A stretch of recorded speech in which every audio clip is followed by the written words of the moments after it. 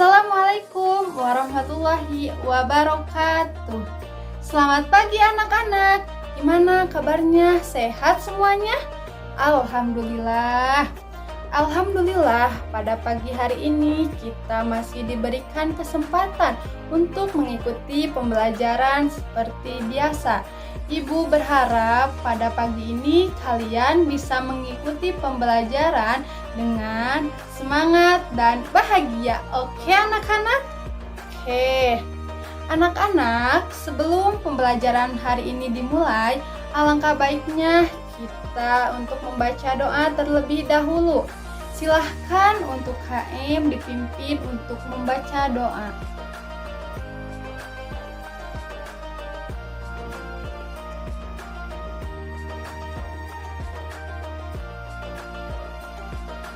Alhamdulillah, berdoa telah selesai.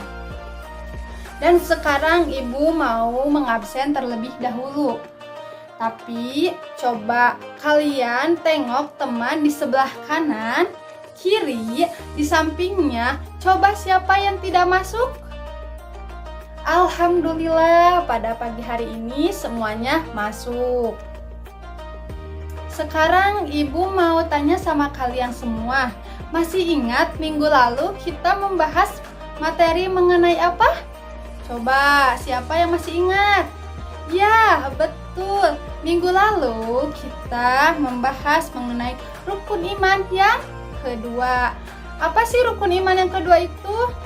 Betul, iman kepada malaikat Allah. Sekarang ibu mau coba tanya, ada berapa sih rukun iman itu? Ada yang tahu?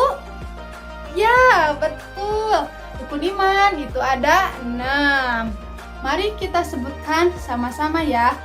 Yang pertama, iman kepada Allah. Yang kedua, iman kepada malaikat Allah. Yang ketiga, iman kepada kitab-kitab Allah. Yang keempat, iman kepada rasul-rasul Allah. Yang kelima, iman kepada hari kiamat. Yang keenam, iman kepada qada dan qadar. Kasih aplaus buat kalian semua. Anak-anak, ada hikmah yang bisa diambil dalam mempelajari rukun iman, yaitu ada petunjuk yang telah disediakan untuk menjalani kehidupan langsung dari Sang Pencipta, yaitu Allah, sehingga kita sebagai seorang muslim tidak perlu mencari petunjuk hidup lainnya. Begitu ya. Baik anak-anak, untuk pertemuan kali ini ibu akan membahas materi mengenai iman kepada kitab-kitab Allah. Dengan tujuan pembelajarannya yang pertama, dapat mengetahui pengertian iman kepada kitab-kitab Allah. Yang kedua, dapat mengetahui nama-nama kitab Allah dan rasul penerimanya. Yang ketiga, yaitu contoh berperilaku kepada kitab-kitab Allah. Metode pembelajaran kali ini ibu menggunakan metode ceramah dan diskusi. Sebelum ibu membahas pengertian iman kepada kitab-kitab Allah, ibu mau bertanya pada kalian semua nih, apa pengertian iman itu? Coba ada yang tahu gak? Ya, boleh kamu Ahmad apa? Ya, betul. Iman itu adalah percaya, yakin, atau membenarkan. Untuk pembelajaran kali ini, ibu akan menayangkan satu PPT mengenai materi iman kepada kitab-kitab Allah. Dan kalian semua silahkan buka buku paketnya halaman 20 sesuai dengan materi yang akan dibahas. Silahkan. Untuk PPT-nya sudah kelihatan anak-anak? Baik, kita mulai saja ya. Yang pertama, mengapa manusia memerlukan kitab? Ada yang tahu? Coba, siapa yang tahu? Ya, kamu Aisyah, boleh apa? Betul, karena manusia adalah makhluk yang diciptakan oleh Allah, yang dibekali dengan akal dan hawa nafsu, sehingga manusia memerlukan petunjuk pedoman hidupnya. Contoh nih ya, kita nih lagi berkendara di jalan, kita berputar-putar, gak tahu arahnya mau kemana. Yang ada kan bahan-bahan bakar kita habis, malah kita bisa tersesat, betul? Iya, sama halnya kita yang hidup di dunia ini, jika kita tidak mempunyai tujuan yang jelas, maka kita hanya menyia-nyiakan usia saja tanpa memiliki manfaat. Bahkan kita bisa tersesat. Begitu anak-anak. Ya, kita lanjut ke materi yang selanjutnya, yaitu mengenai pengertian iman kepada kitab-kitab Allah. Iman kepada kitab-kitab Allah adalah percaya dan yakin dengan sepenuh hati bahwasannya Allah Subhanahu wa Ta'ala telah menurunkan kitab-kitabnya pada para rasulnya. Itulah pengertian iman kepada kitab-kitab Allah. Apakah ada yang ditanyakan, anak-anak? Baik, kalau sudah mengerti, kita lanjut ke materi selanjutnya, yaitu ada nama-nama kitab Allah dan Rasul penerimanya. Ayo, ada berapa nama-nama kitab Allah? Ada 4. Boleh Nadia bisa dibacakan? Ya, baik, terima kasih Nadia yang telah membacakannya. Kita jelaskan ya. Yang pertama, ada nama kitab Allah, yaitu kitab Taurat. Kitab Taurat ini diturunkan kepada Nabi Musa alaihi salam. Yang kedua, ada kitab Zabur, diturunkan kepada Nabi Daud alaihi salam. Yang ketiga, ada kitab Injil, diturunkan kepada Nabi Isa alaihi salam. Dan yang keempat, ada kitab Al-Quran yang diturunkan kepada Nabi Muhammad Sallallahu Alaihi Wasallam. Gimana sampai sejauh ini anak-anak mengerti? Ya, alhamdulillah. Kita lanjutkan ke materi yang selanjutnya, yaitu contoh perilaku beriman kepada kitab-kitab Allah. Nah, ada yang tahu apa coba contohnya? Oh, gak ada. Baik ya, Ibu akan membahas contoh perilaku beriman kepada kitab-kitab Allah. Yang pertama, yaitu selalu berusaha dan tak kenal lelah dan putus asa untuk memperbaiki bacaannya, terutama Al-Quran, dengan mempelajari ilmu tajwid sehingga fasih. Yang kedua, yaitu selalu membaca dan melafalkan kitab-kitabnya. Contohnya, seorang muslim membaca Al-Quran.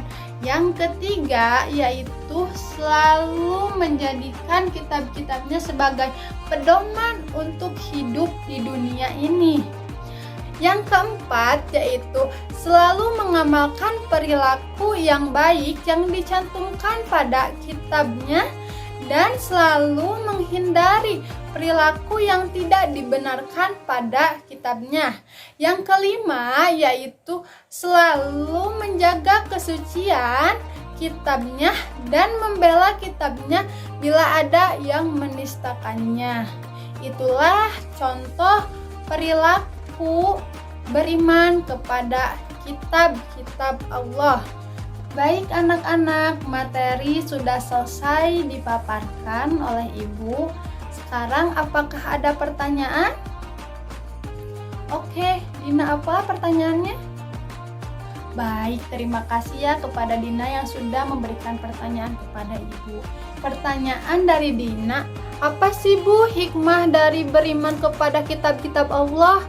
Jawabannya yaitu yang pertama, sebagai petunjuk bagi manusia, supaya manusia bisa mengetahui mana yang hak dan mana yang batil, mana yang benar dan mana yang salah, dan juga sebagai pedoman agar manusia tidak berselisih dalam menentukan kebenaran.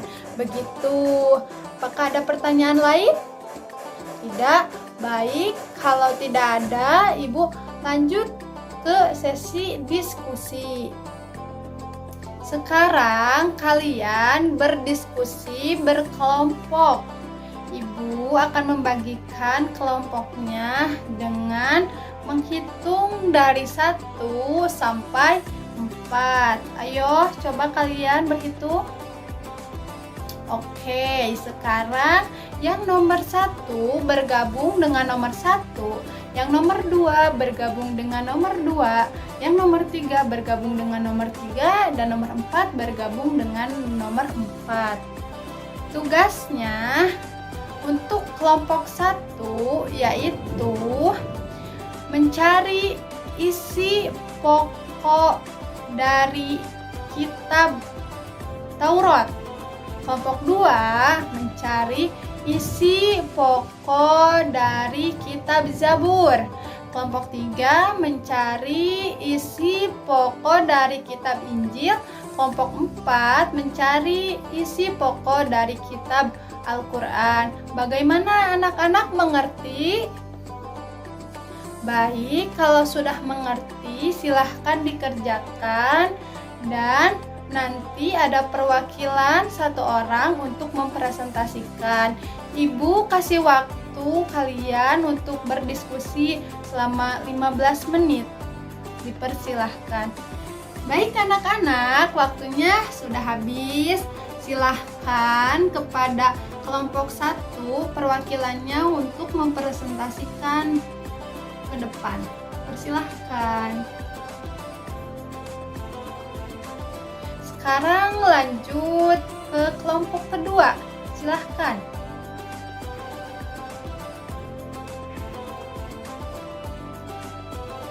Selanjutnya kelompok ketiga. Persilahkan. Dan sekarang adalah kelompok terakhir. Silahkan maju ke depan. Alhamdulillah, presentasi dari setiap kelompok sudah selesai. Kalian bagus sekali. Aplaus buat kalian semua.